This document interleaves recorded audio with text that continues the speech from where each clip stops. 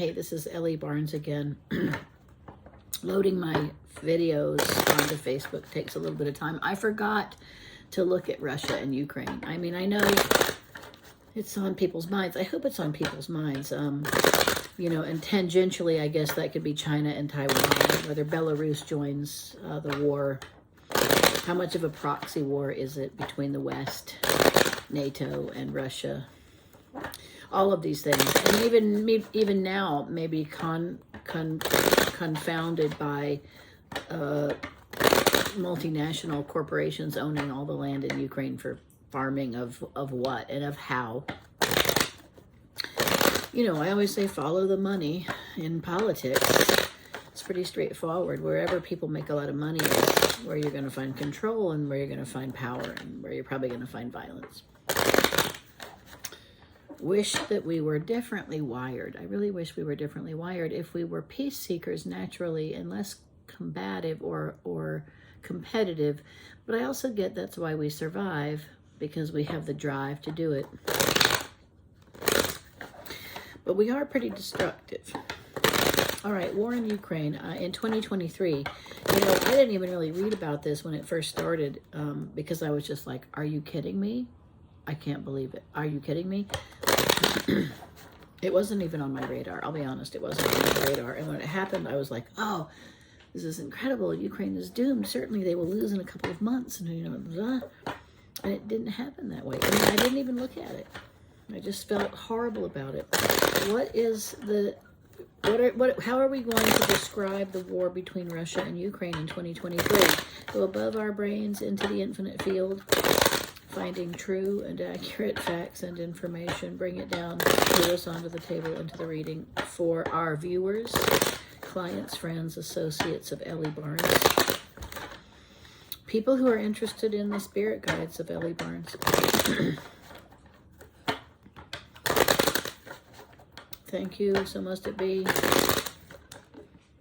Amen. You know, I'm using this deck. I'm using kind of a heavy deck. It's the original Pamela Coleman Smith coloring, which is more sepia tone. You know, sepia-ish, you know, browner than modern Rider-Waite deck. And of course, the Rider-Waite deck has been recolored a few times. And there's the Albano, which is very bright. There's a muted gray one, and then a neon.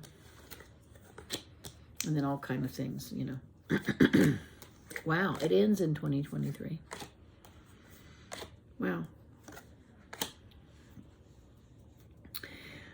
Fairly quickly, I think by March or April, their negotiations will rest on negotiations between Ukraine and Russia on ownership of exports. They're gonna cease fire, and Ukraine's gonna say, okay, we guarantee to do this much stuff for Russia. And they really have to try to verbally pick Russia as an ally over NATO. I think they do it. They don't really want to do it because they also know it's a sliding scale, and then over a few months and years, everything's probably going to slide towards NATO, except Russia in that region. But it's possible they come up with another NATO, honestly, you know, around the globe. That's what I kept feeling when I'm looking at this map. And I'm like, this is so superficial. All these lines are just nuts, you know, especially after World War I and II. Europe and the United States redrew everybody's national borders based on who won and who got what, and it was ridiculous. And they on purpose, I understand they on purpose cut through cultural lines to skew people's authority and location, to control it better, to fuck it up, honestly, so that they would have inner rivalry a lot more, and they could go in and meddle when they needed to get resources, gold, diamonds, oil. Now, grain, water, and the metals for batteries. Wow. You know, it used to be trees and cotton and sugar cane. Isn't that interesting about the corn syrup that I talked about in my last video? Okay, so what's going to happen? They're going to negotiate in the next 3 or 4 months, and the war is going to end, the bombing part of the war. And now the money war starts part. Ukraine's going to accumulate in a lot of weaponry, and Russia sees that the world is willing to fund that war with weapons. And Russia all of a sudden, I think, says, oh, and that's part of the military industrial complex, which makes the most money of any corporate entity on the planet. So, oh, of course they're going to make a lot of money, which means what? They make a lot of weapons. And that Russia backs up and says, but if we can say we get these trade agreements or these things, we'll do it. It's tenuous. It's money-based. It's not military might.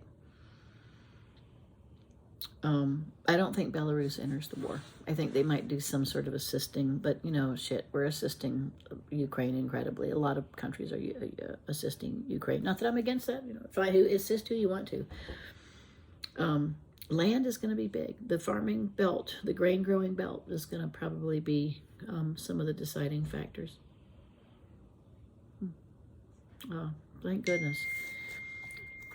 Any other messages about war? I was really worried about Taiwan and China. I was at one point, maybe like a year ago, worried about nuclear war. Not a year ago. Early on in the Ukraine or Russia war, which I guess has been almost a year. Nuclear weapons being used or biological weapons being used. I haven't worried about that lately, but let's look at that. Any other messages about war or biological or nuclear weapons being used on the earth?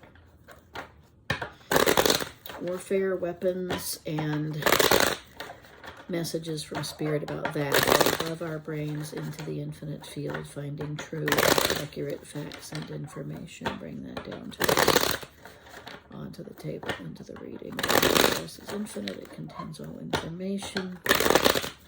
We're seeking truth and finding it now as we understand comfortably and easily. For Ellie and the guests and visitors and friends and clients and beautiful people listening. Beautiful people listening. Thank you for listening.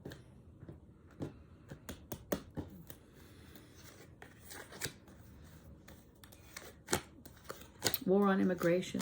I said that already. War on immigration. No. A variety of weaponry will be continued to be used, like tanks, shoulder rockets, drones, and the things that shoot drones down. Biological warfare, yes, but more like polluted water. I've already said that twice. It could be around the world, not just in war zones. It goes on all year, somewhere. It always does, doesn't it? Syria fires back up again. Afghanistan, well, it just gets bleaker and bleaker. China, Taiwan.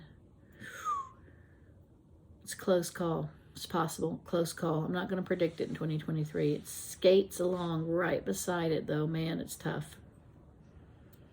I think Taiwan, I think they might just fold a little bit in the beginning through negotiation. Maybe we go ahead and say, okay, you can have them. I wouldn't say I hate that. I don't know anything about Taiwan. I don't know. Whenever we give up personal freedoms or freedoms as a culture, to someone else, I think it's a kind of appropriation, whatever people or culture you're from. Because it's fascinating to have the different people and the different cultures.